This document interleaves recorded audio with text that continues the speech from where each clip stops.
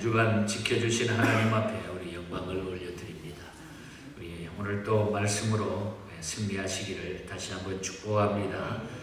우리 서로 또 하나님 앞에 우리 축복하고 말씀 나누십시다. 주님 이름으로 축복합니다. 주님 이름으로 사랑합니다. 사랑합니다. 우리 모두에게 우리 하나님의 사랑이 늘 함께 하시길 바랍니다. 시편 79편은 이스라엘 백성들이 하나님께 대한 범죄로 인하여 이방 나라의 공격을 받고 멸망당한 후에 하나님의 용서하심과 도우심을 간구하면서 이방 나라에 대한 하나님의 심판을 호소하는 그런 기도의 시입니다.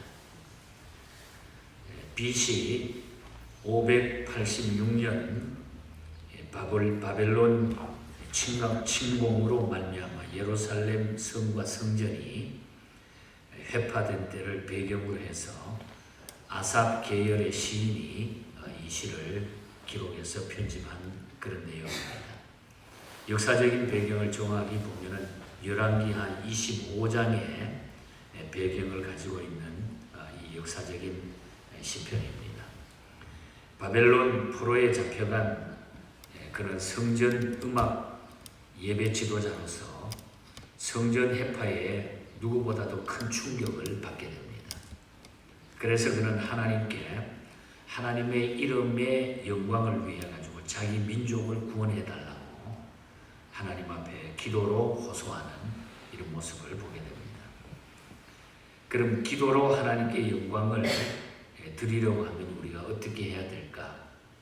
본장의 내용이 이미 우리 앞에서 본 시편 74편과 여러 가지 유사한 그런 내용을 담고 있다고 하는 걸 참고로 보시면서 말씀을 이해할 수 있기를 바랍니다.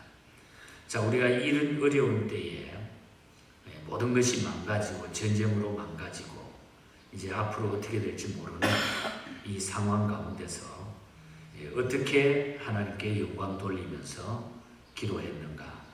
그 사실을 오늘 본장에서 기억하면서 이 어려운 세대를 살아가는 저와 여러분들에게 늘 이런 믿음의 자세와 하나님과의 우리의 관계가 바로 정립하기를 바랍니다. 먼저 1절에서 4절 사이를 쭉 보면은 무너진 자신의 문제가 무엇인지 먼저 기억해야 된다는 것입니다. 무너진 자신의 문제가 무엇인지 하나님 앞에 그것부터 알려드려야 된다는 거죠. 이스라엘 민족에게 있어서 성전이라고 하는 것은 하나님의 이름이 현존하는 신성 불가침 지역이었습니다. 성전이 모든 것이 전부였다. 이렇게 생각하고 이스라엘 백성들은 살았습니다. 설령 예루살렘 성벽은 무너져도 언약궤가 안치된 성전만은 결코 무너질 수 없다. 이렇게 생각을 했습니다. 이것은 어떻게 보면은 자기 중심적인 신앙이죠. 자기 생각 속에 그냥 내가 예수 믿고만 있으면은 내가 하나님만 이렇게 생각하고 있으면은 무조건 그것이 다 되는 줄. 나는 가만히 있어도 자기 중심적인 신앙. 그것이 성전에 대한 잘못된 생각이었다는 것. 그런데 이런 성전 절대화 신앙이 국수적인 신앙이 아수르의 사내립의 군대 18만 5천 명에 의하여 그것이 와르르 무너지고 말았다는 것입니다. 예루살렘의 황폐해진 모습을 보면은 오늘 1절에 성전이 더럽혀지고 예루살렘의 모든 건물은 무너져가지고 돌무더기가 됐다. 이렇게 말하잖아요. 이방 나라들이 주의 기업의 땅에 들어와 주의 성전을 더럽히고 예루살렘이 돌무더기가 되게 하였나이다. 원수들이 들어와가지고 다 짓밟아버리고 성전이 다 해파되고 돌무더기가 돼버린다. 와라로 무너져가지고 그렇게 애써서 만들어 놓은 그 성전이 와라라 다 무너지고 돌무더기가 돼버렸다. 전쟁을 하다가 보면 그런 모습을 보잖아요. 요즘 바로 이 시대에 지금 우크라이나 사태 우리가 보면서 얼마나 마음이 아픕니까? 그런 모습을 지금 이 이스라엘 백성들이 지금 당하고 있는 겁니다. 더 심한 것은 우리가 2절과 3절에 보면은 선민들인 이스라엘 백성은 무참히 학살당하고 시체마저 치욕을 당합니다. 시체마저. 2절에 보면 그들이 주의 종들의 시체를 공중의 새에게 밥으로, 주의 성도들의 육체를 땅의 짐승에게 주며, 또 3절에 보면은 그들의 피를 예루살렘 사방에 물같이 흘렀으나 그들을 매장하는 자가 없었나이다. 피가 절절 흘러가지고 시체들이 막 버려져 있는데도 그걸 장사 지낼 사람이 없을 정도로 비참한 이런 모습이 되어버리고 말았다는 거죠. 또 더 심한 것은 4절에 보면은 하나님의 백성이 이웃 민족들로부터 조소를 받고 조롱을 받는 그런 일입니다. 우리는 우리 이웃에게 비방거리가 되며 우리를 애워싼 자에게 조소와 조롱거리가 되었나이다. 4절에 시인은 예루살렘이 한패해지고 이방인의 능욕거리가 된 것이 너무나 가슴이 아파가지고 하나님께 그것을 호소하고 있다는 거죠. 여러분, 우리도 하나님 앞에서 이것만은 절대로 무너지지 않으리라 장담했던 것들이 무너져버리는 경험이 있을 것이에요. 그렇지 않아요? 내가 단단히 믿고 있었던 것, 이것만은 괜찮을 거야, 하나님이 아마 지켜주실 거야, 다 될 거야, 아마 그렇게 생각했는데도 그것이 무너진 경우가 우리의 삶 속에는 꼭 일어나는 그런 경험을 우리는 다 했습니다. 하나님 앞에서 무너진 우리의 문제가 무엇입니까? 하나님 앞에 내 문제를 온전히 우리는 하나님 앞에 내려놓고 맡겨야 된다는 거죠. 그래서 무너진 자신의 문제가 무엇인지 하나님 앞에 아뢰고 있어요. 하나님, 우리가 민족이 이렇게 하나님의 성전만을 의지하고 있었는데, 내 중심적인 신앙을 가지고 살았는데 이런 일들을 우리가 당했습니다. 그리고 주의 종들의 시체가 그냥 공중의 새에게 그냥 온데 그냥 피부분이 되도록 그 누구도 살펴주지 않았습니다. 그 다음에 5절부터 7절 사이를 보면은 원수들을 그렇게 이야기해놓고는 진멸시켜달라고 그 다음에 기도한다는 거죠. 그러고 나서 자기 자신의 문제가 무엇인지를 똑똑히 보면서 하나님 앞에, 그래도 하나님의 백성이 아닙니까? 하나님, 원수들을 진멸시켜달라고 이렇게 간절히 기도하죠. 하나님께서는 자기 중심적이고 안일한 신앙생활을 하던 유다 왕국을 돌연히 폐허가 되게 했죠. 성전도 이방 아수르 공격으로 돌무더기가 되게 했죠. 이로 말미암아 하나님의 백성들이 이웃 민족들로부터 조소와 조롱을 받게 되었습니다. 이렇게 되자 시인은 하나님의 이름에 대한 엄청난 도전 앞에 크게 당황하게 됩니다. 야, 이럴 수가 있는가? 그러자 시인은 하나님께 나가서 하나님의 거룩한 이름에 그때 매달리게 됩니다.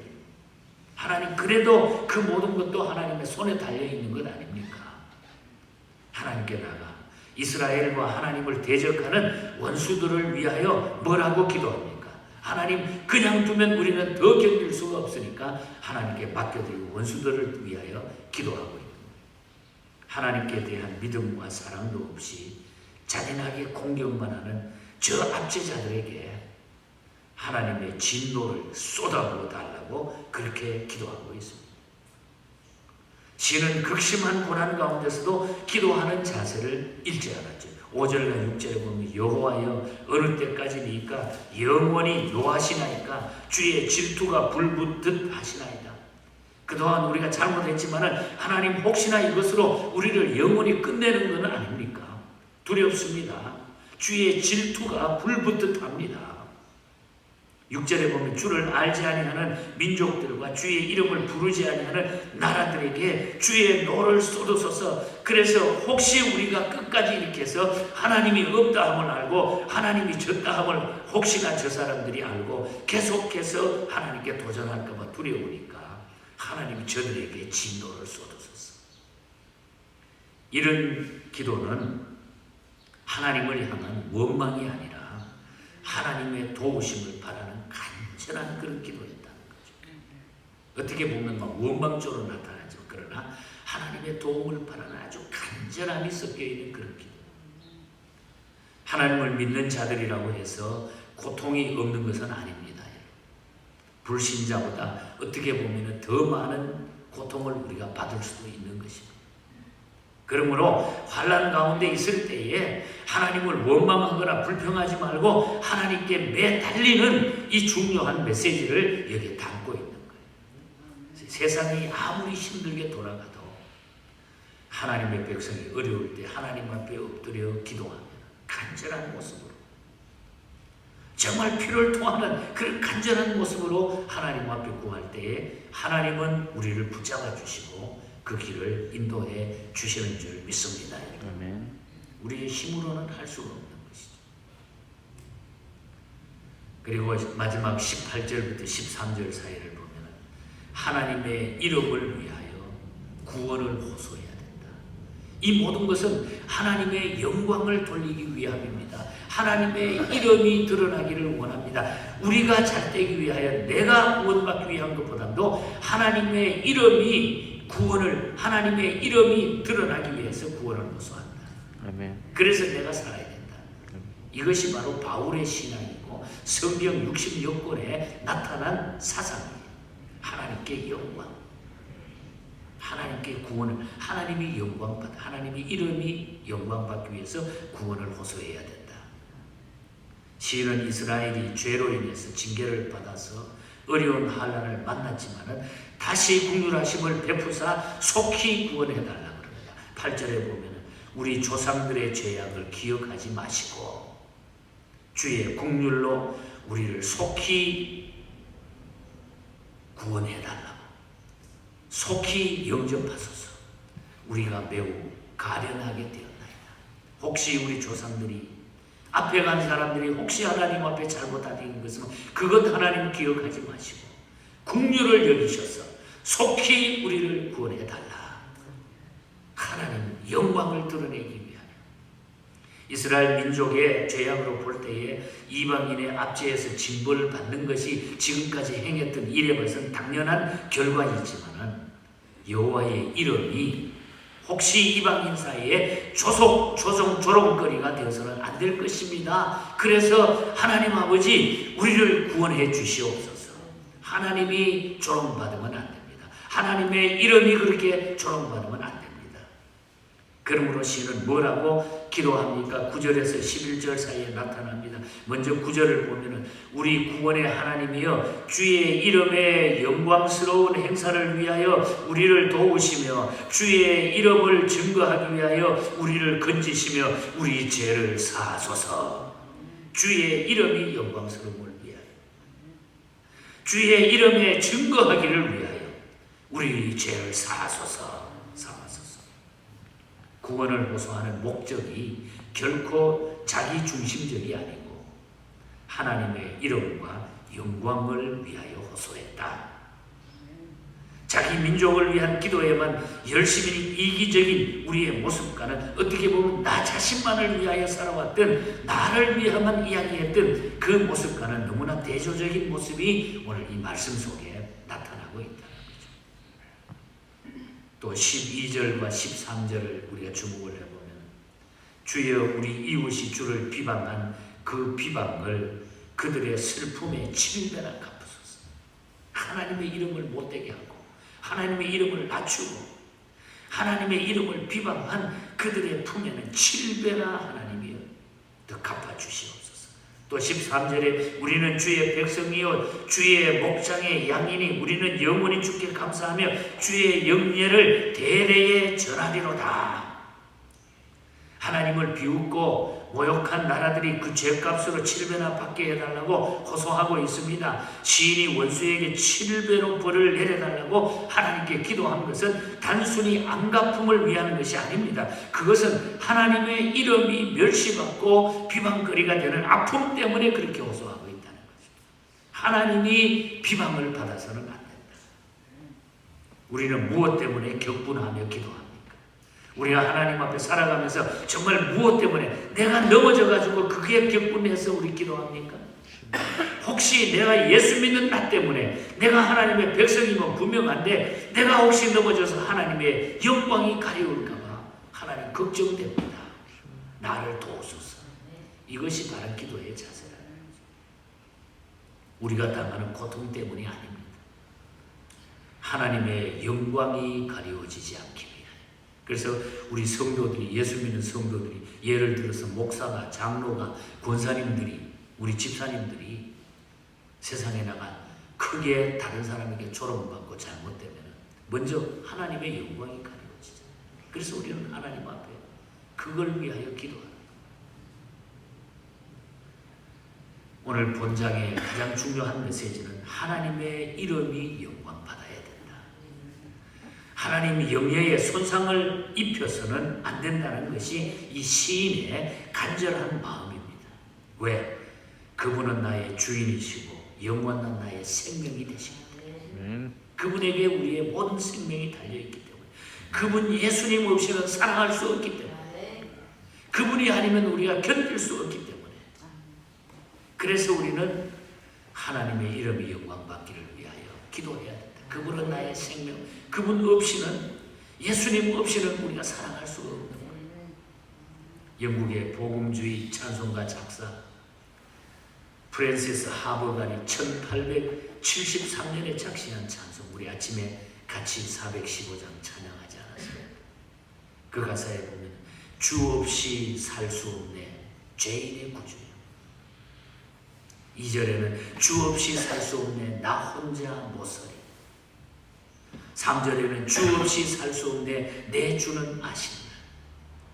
4절에 주 없이 살 수 없네 세월이 흐르고 이 깊은 고독 속에 내 생명 끝나도 사나운 풍랑일 때 날 지켜주시고 내 곁에 계신 주님 늘 힘이 되신다. 2절을 다시 보면은 주 없이 살 수 없네 나 혼자 못서리 힘 없고 부족하며 지혜도 없으나 내 주는 나의 생명 또 나의 힘이라. 주님을 의지하여 지혜를 얻으리. 우리는 주님 없이 못 사는 사람. 그래서 우리는 이 주님의 영광이 가려워지지 않도록 하나님 앞에 어떤 고난 앞에 어떤 일 앞에서도 그 하나님의 영광을 위하여 우리가 기도하며 살아가야 된다. 이것이 오늘 시인 아삽이 편집한 중요한 메시지인 것입니다.